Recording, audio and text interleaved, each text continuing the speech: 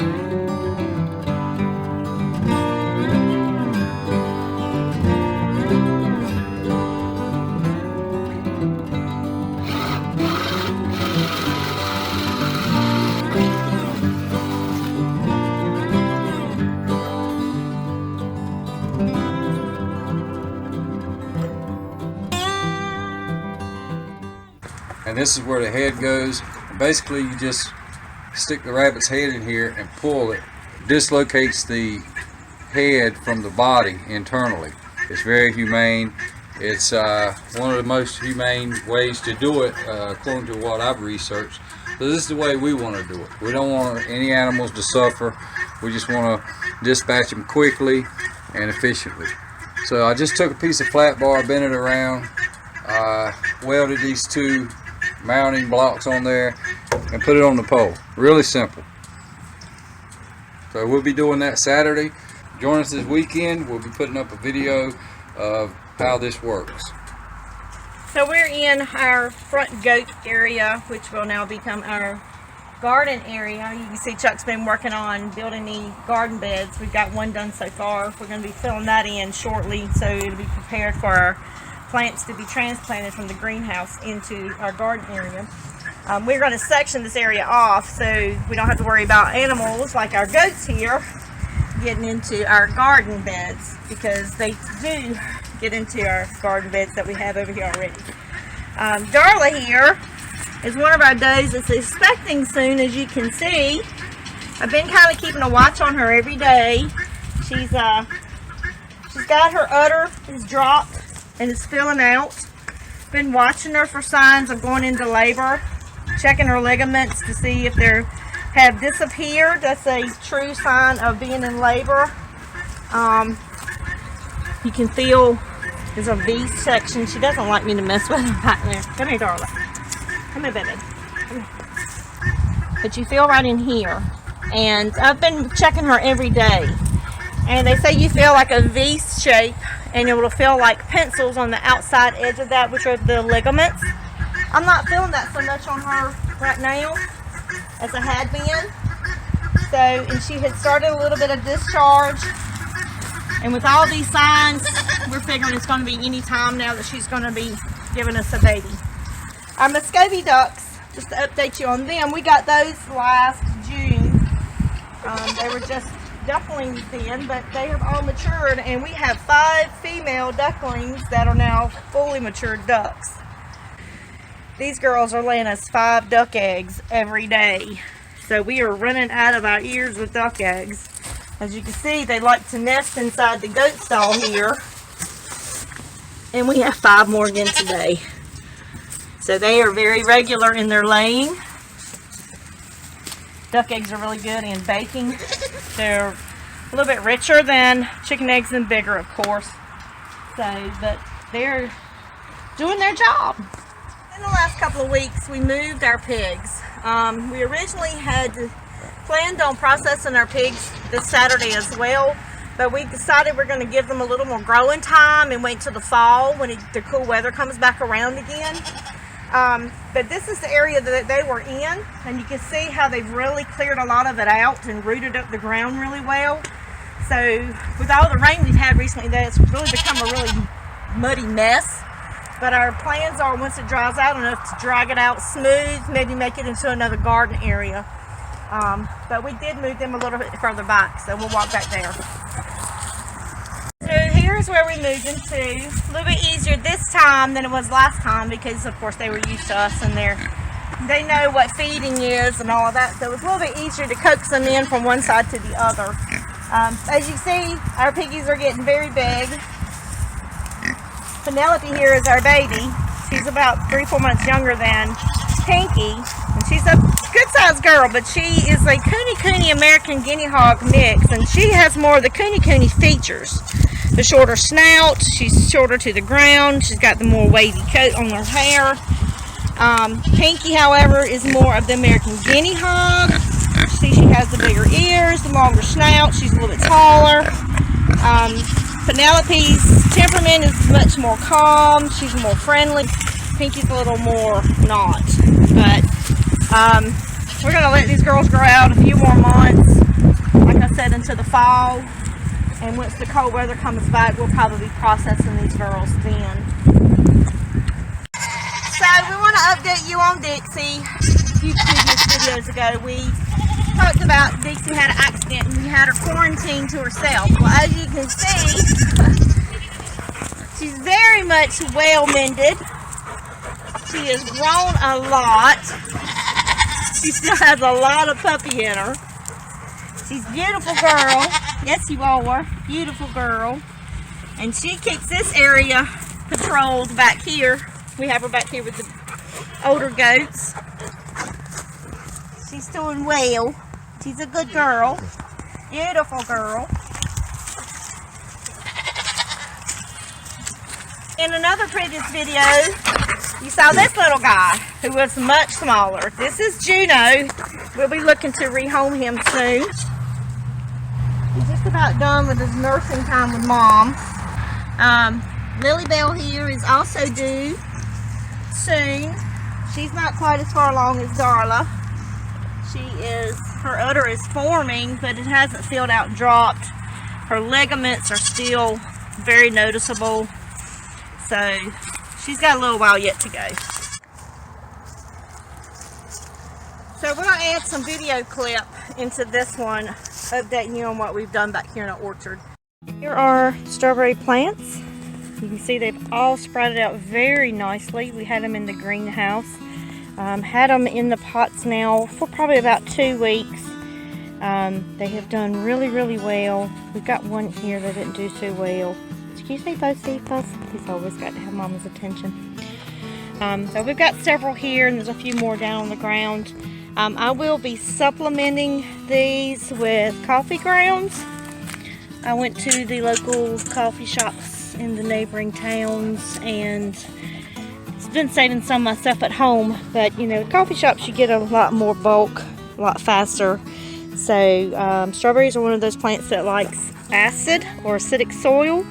These are peat pots, so I don't even have to take these out of the pots. I can just make the hole big enough to put the whole pot in. These are 3-inch pots, so we'll just put the whole pot right in the ground.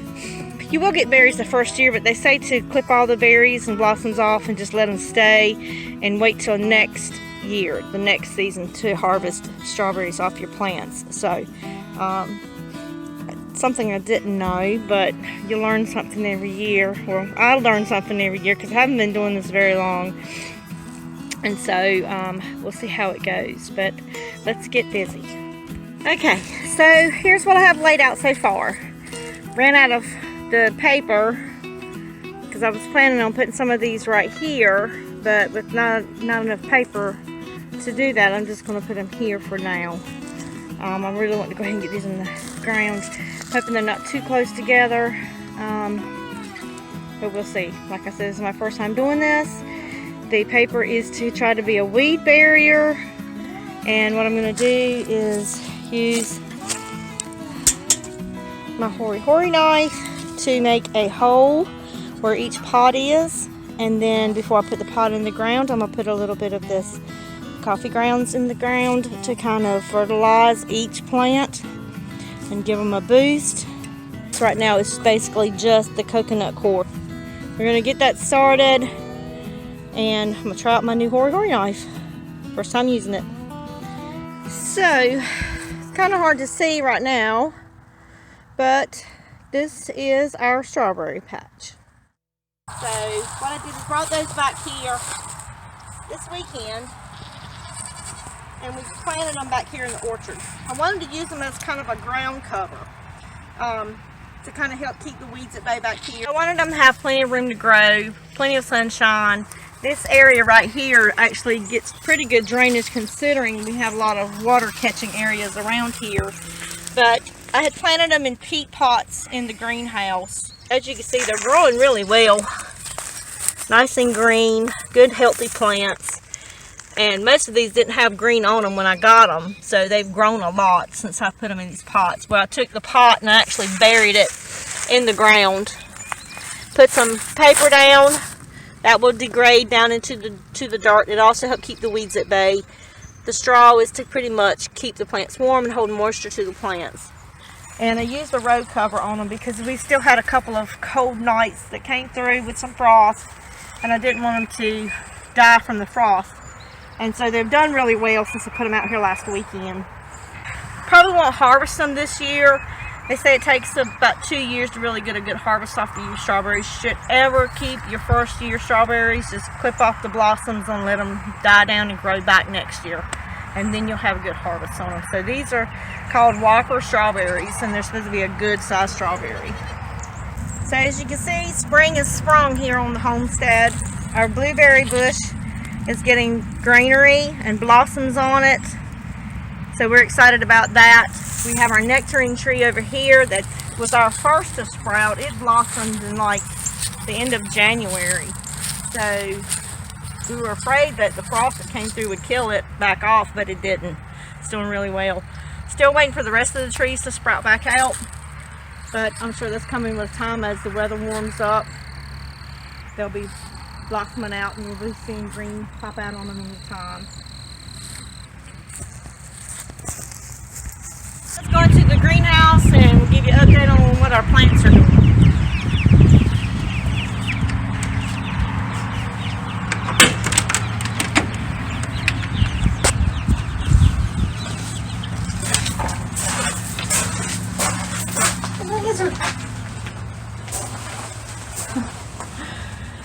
We have lizards that live in our greenhouse.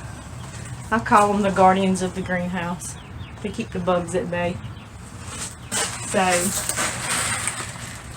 we have one lone strawberry plant. This is the biggest plant I got, and it was just huge, and I had to put it in this pot because it wouldn't fit in the little 3-inch pots. So I decided I'm going to keep this one and see if I can get it to grow inside here. We're still getting spinach off of our mustard spinach. Really good. I highly suggest you grow it if you like spinach. It's really good. We have onions. We have some of our tomatoes over here. We've got some sprouting up. You can see the onions sprouting.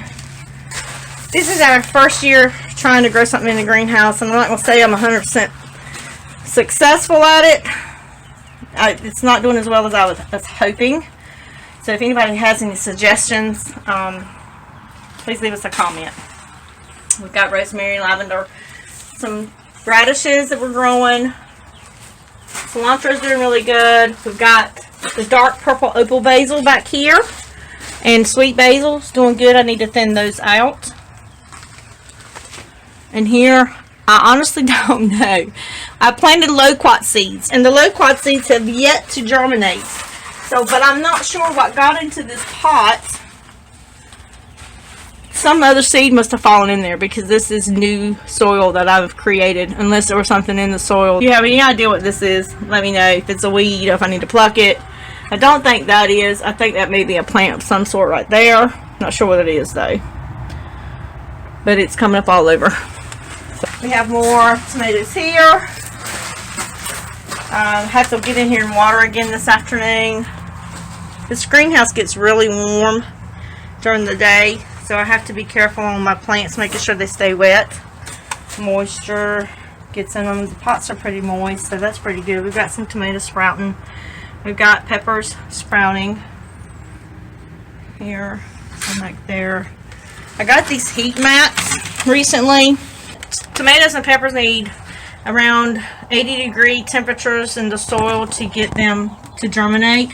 And these have been sitting here for a while now, so we're just starting to get peppers to pop up. So I'm hoping that that's what it was, and that this is what's helping, because we've had it on for probably at least a week now. Over here we have some brassicas, Brussels sprouts, cauliflower, broccoli. The deals back there, we have some lettuces, collards, and cabbage are over there. They're doing good. I'm hoping to get that first garden bed finished and ready to go so we can get those transplanted out.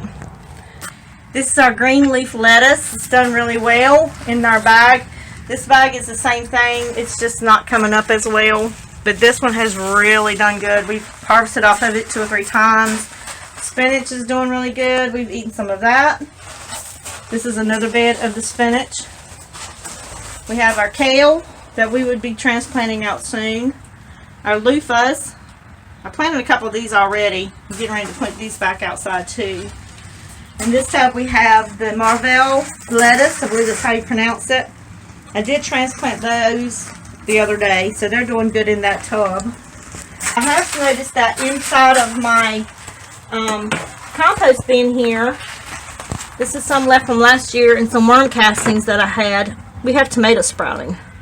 So I'll probably pull these out and transplant them, so at least I know that this works. Tomatoes like the acidity, so the coffee grounds help with that a whole lot. But that's kind of what's going on in the greenhouse. Our trees are coming out really well. This is my dogwood. This is the Washington hawthorn here. It's just starting to sprout. Got another one there that's starting to sprout. The American redbuds, that's coming out. In this pot I actually have sweet potatoes started, and I'm waiting for them to sprout, have the vines to come through. I learned this technique from Living Traditions Homestead. This is one of the techniques she was trying, is to plant the whole potato with the sprouts and let the sprouts come up, and then harvest the slips is what they're called, and then plant the slips from the sweet potatoes. So waiting to see what that's going to do. So that's just a quick update of what's been going on around our homestead over the past few weeks. We haven't put many videos out, so we wanted to give you guys an update. We'd like to thank all of our new subscribers. We've gotten right many new subscribers recently, and we'd like to thank you guys for joining our channel. We'd also like any of you who have not yet subscribed to our channel, we'd like you to subscribe to our channel. Leave comments if you see something that you like, something that you don't like. Let us know what you think. If there's something you want to see different. Chuck's been doing some welding projects. There's a butterfly welding project he's done recently. I appreciate that because it's something I've been wanting to have done. We're going to be doing some others as we get our garden beds finished up. We'll be doing more videos on that. We'll hope to be bringing you some videos of new babies being born, and how our chicks are producing, how they're growing. So there'll be other videos up and coming. So just keep your eye open for them. Hit the subscribe button, hit the bell for all the notifications for our new videos that are coming out. Thanks for joining us.